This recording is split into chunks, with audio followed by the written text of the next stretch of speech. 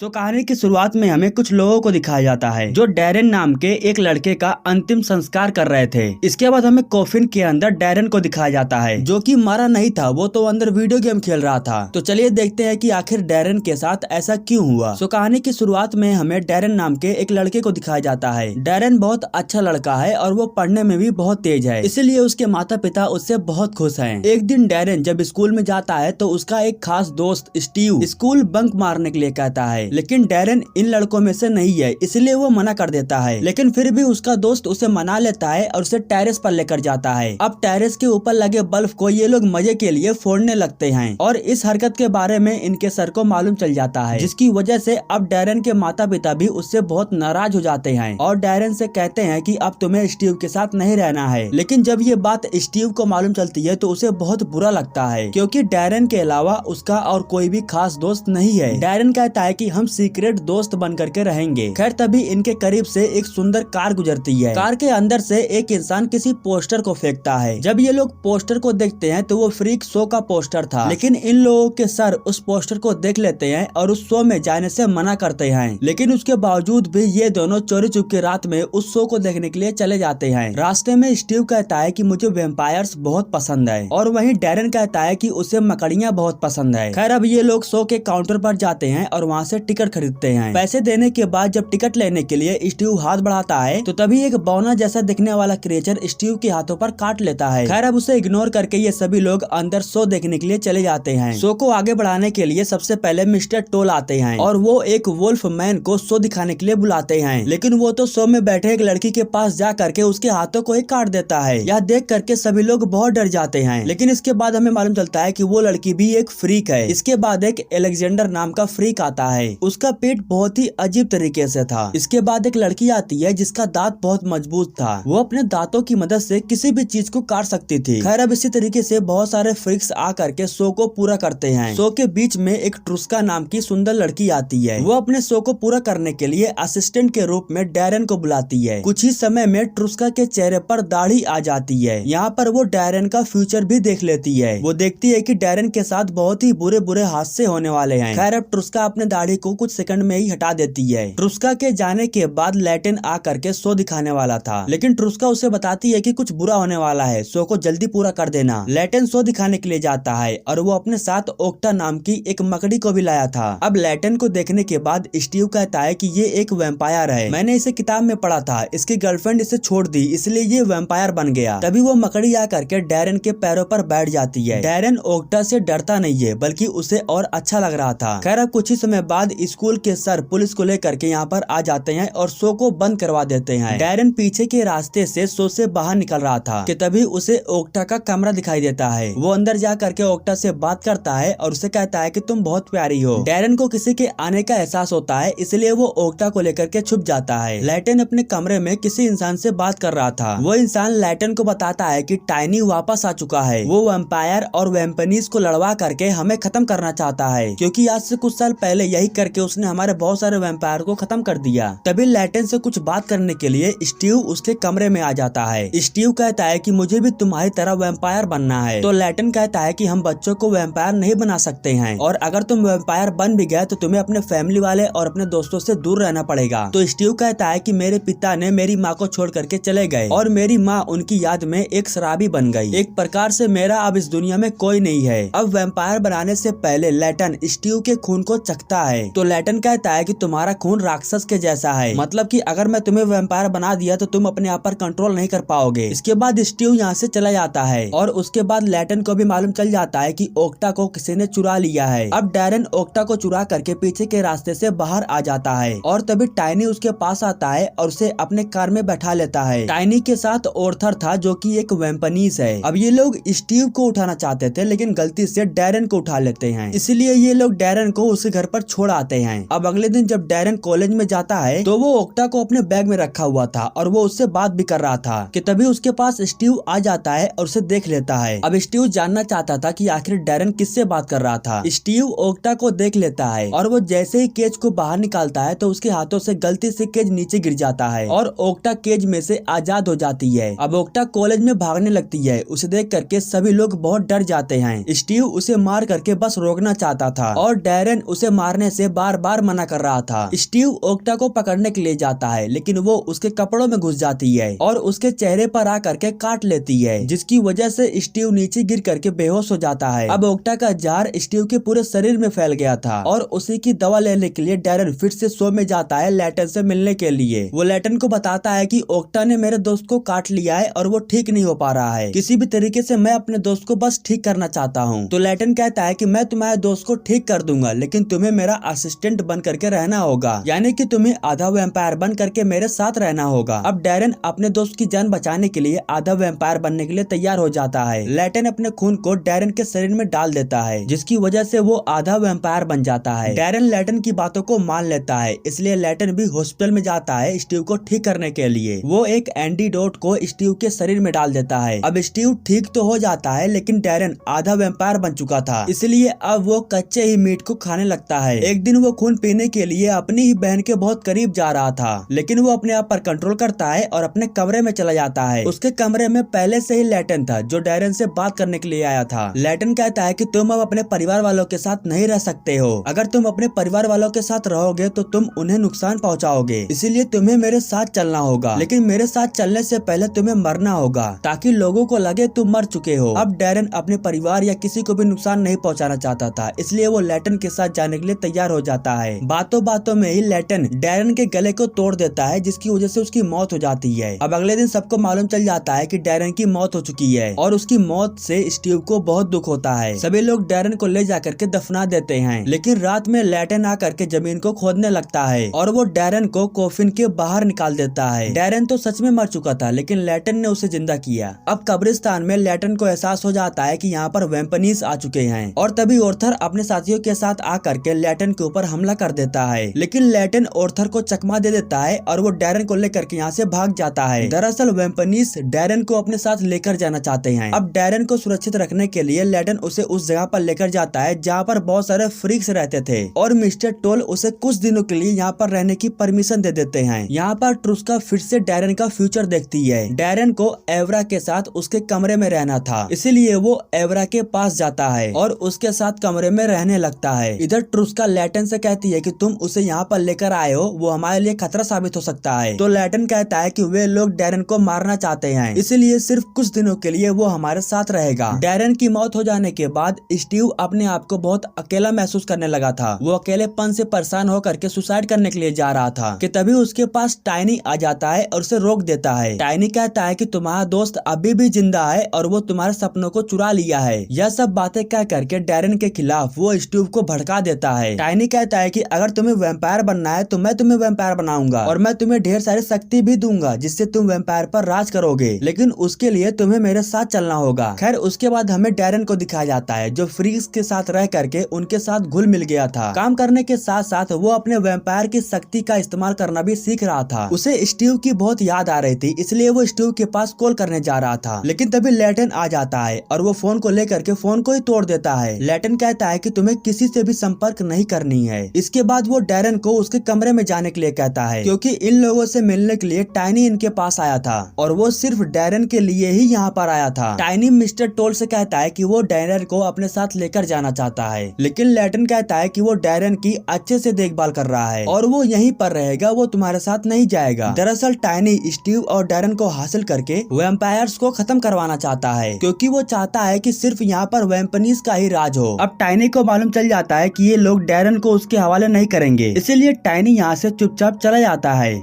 Layton को मालूम था कि वो हर वक्त डैरेन की हेल्प नहीं कर सकता है, इसलिए वो एक दिन डैरेन को बाहर लेकर आता है और उसे वैम्पायर की शक्तियों का इस्तेमाल करना सिखाता है और धीरे धीरे डैरेन उन शक्तियों का इस्तेमाल करना भी सीख जाता है। इसके बाद हमें स्टीव को दिखाया जाता है। सभी वैम्पनीज उसे अपने साथ अपने अड्डे पर लेकर जाते हैं और अपने खून को उसके शरीर में मिक्स करके उसे एक वैम्पनीज बना देते हैं और वो एक बुरा वैम्पनीज बन जाता है। जिसके बाद वो सबसे पहले अपने सर के पास जाता है और अपने शक्तियों का इस्तेमाल करके जान से मार देता है। इधर लैटन एक इंसान को बेहोश करके उसके खून को पीने के लिए सिखा रहा था, लेकिन डैरेन खून पीने से मना कर देता है, क्योंकि उसने कभी भी इंसान का खून नहीं पिया था। लैटन कहता है कि हम इंसान का पूरा खून नहीं पीते हैं, अगर हम उनका पूरा खून पी जाएंगे तो वो मर जाएंगे, इसलिए हम उन्हें बेहोश करके उनका थोड़ा सा खून पी जाते हैं। अब इसके बाद वैम्पनीज वैम्पायर का खात्मा करने के लिए उनके पास आते हैं, लेकिन डैरेन और लैटन दोनों मिल करके वैम्पनीज से फाइट करते हैं। डैरेन को बचाने के लिए लैटन उसे बेसमेंट में लेकर जाता है और वहाँ पर उसे एक कॉफिन में सोने के लिए कहता है, लेकिन डैरेन वहाँ से बाहर निकल जाता है क्योंकि वो किसी को भी ऐसे मरता हुआ नहीं छोड़ सकता है। बाहर आने के बाद वो देखता है कि वैम्पायर्स बहुत घायल हो चुके हैं। एवरा डैरेन को बताता है कि वो तुम्हारे फैमिली वालों के पास गए हैं। अब इसके बाद हमें डैरेन के परिवार वालों को दिखाया जाता है। स्टीव और टाइनी आ करके इनके परिवार वाले को किडनैप कर लेते हैं और जब कुछ समय बाद डैरेन अपने घर पर आता है अपने माता पिता से मिलने के लिए, तो उसे घर पर कोई नहीं मिलता है, लेकिन एक कागज पर लिखा हुआ था कि शो में तुम्हारी फैमिली तुम्हारा इंतजार कर रही है। इसके बाद डैरेन शो में जाने लगता है अपने परिवार वालों को बचाने के लिए और ओक्टा की मदद से लैटन को भी मालूम चल जाता है, इसीलिए वो डैरेन को बचाने के लिए उसके पास जाता है। अब शो में जाने के बाद सबसे पहले ऑर्थर उसके सामने आता है और उसके बाद वो डैरेन के परिवार वाले को दिखाता है। डैरेन कहता है कि तुम्हें जो करना है मेरे साथ करो, मेरे परिवार वाले को छोड़ दो। तभी स्टीव कहता है कि मैं वैम्पायर बनना चाहता था लेकिन तुमने मेरे सपनों को चुरा लिया, और इसके बाद वो डैरेन को मारने लगता है। और इधर लैटन ऑर्थर के साथ फाइट करके उसे रोक रहा था। रूबिका जैसे तैसे करके अपने आप को छुड़ा लेती है और वो डैरेन के पास जाती है। वो डैरेन से कहती है कि जब तक तुम खून नहीं पियोगे तब तक तुम इनसे फाइट नहीं कर पाओगे, और इसके बाद वो डैरेन को अपना खून पीने के लिए कहती है और वो ये भी कहती है कि तुम खून को पी लो, मुझे कुछ नहीं होगा। जिसके बाद डैरेन रूबिका को बात मानने के बाद उसके खून को पी जाता है और इधर ये दोनों मिल करके लैटन को हरा देते हैं। वो लैटन को मारने वाले थे कि तभी डैरेन आ करके स्टीव को रोक देता है और मौके का फायदा उठा करके लैटन ऑर्थर को जान से मार देता है। ऑर्थर तो मारा जा चुका था लेकिन अभी भी स्टीव और डैरेन की लड़ाई रुक नहीं रही थी और तभी टाइनी आ करके इन दोनों की लड़ाई को रोक देता है। डैरेन अपने दोस्त से अपने साथ चलने के लिए कहता है। वो ये भी कहता है कि टाइनी बुरा इंसान है और वो तुम्हारे साथ गलत करेगा, लेकिन स्टीव डैरेन की एक भी बात नहीं मानता है और वो टाइनी के साथ जाने के लिए तैयार हो जाता है। इसके बाद टाइनी ऑर्थर को जिंदा कर देता है लेकिन उसे एक बौना बना देता है। इसके बाद टाइनी स्टीव को लेकर के अपने साथ चला जाता है और इधर स्टीव अपने परिवार वालों से मिल करके बहुत खुश था, लेकिन लैटन ने उसके माता पिता को कोमा में भेज दिया था ताकि उसके माता पिता सब कुछ भूल जाएं। अब फ्रीक की दुनिया में सभी लोग डैरेन को भी एक फ्रीक मान लेते हैं और उसे भी अपने साथ रहने के लिए सभी लोग परमिशन दे देते हैं और इसके बाद डैरेन लैटन का पूरी तरीके से एक असिस्टेंट बन जाता है। और इसी के साथ ये कहानी यहीं पर समाप्त हो जाती है। दोस्तों, हमारे YouTube चैनल को सब्सक्राइब करने के लिए आपका तहे दिल से शुक्रिया।